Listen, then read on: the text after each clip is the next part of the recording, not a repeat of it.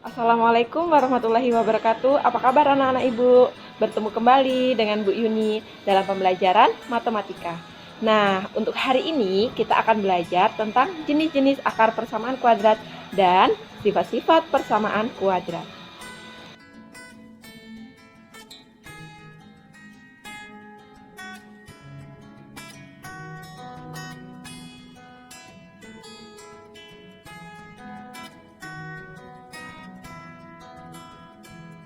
Baik, anak-anak Ibu, di sini Ibu akan menjelaskan materi tentang jenis-jenis akar persamaan kuadrat.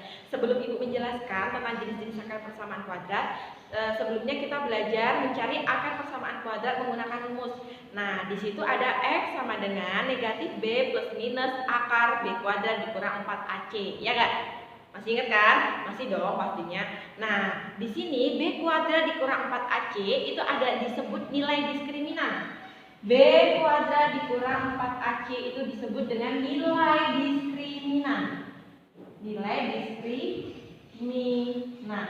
Atau biasanya ini disebut dengan D. Nah, ini dia. Jenis-jenisnya dibagi menjadi 3. Yang pertama, yaitu D-nya besar dari 0. Yang kedua, D-nya sama dengan 0. Yang ketiga, D-nya kecil sama dengan 0.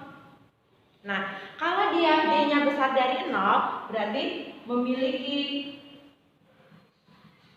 dua akar yang berbeda.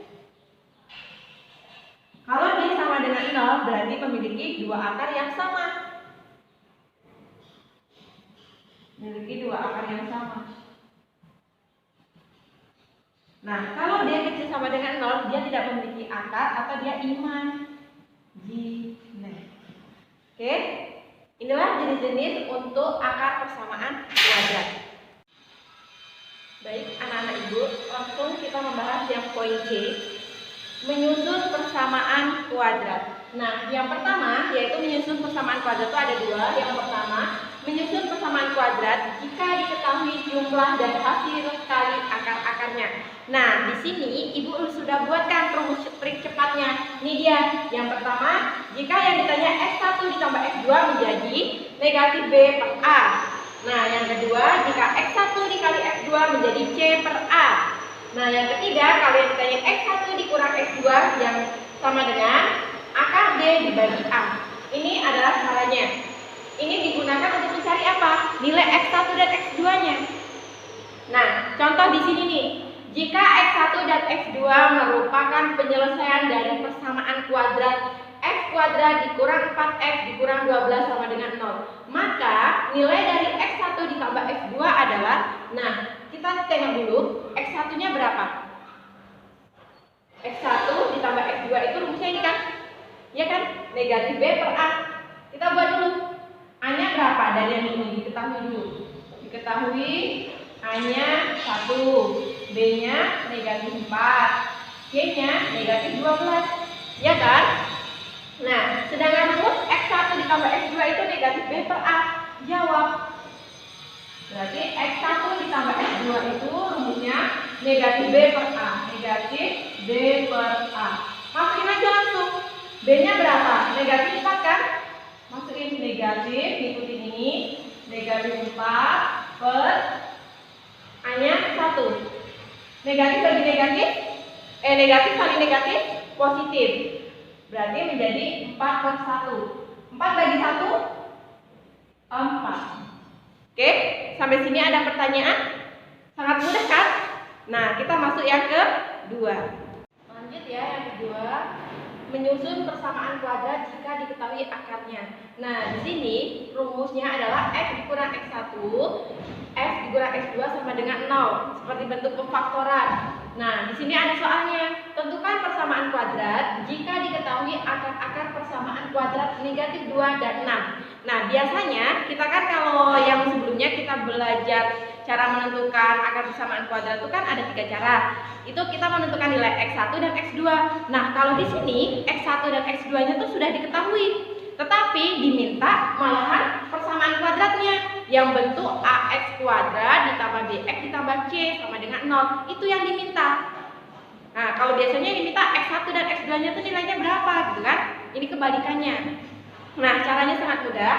Caranya gini dulu. Kita buat diketahuinya. Diketahuinya X1-nya negatif 2, X2-nya 6.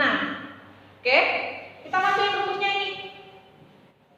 Rumusnya X dikurang X1, X dikurang X2 sama dengan 0.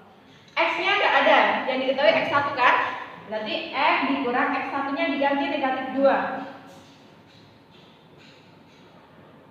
X dikurang X2-nya 6. Berarti ini menjadi negatif kali negatif, positif. X kurang 6 sama dengan 0.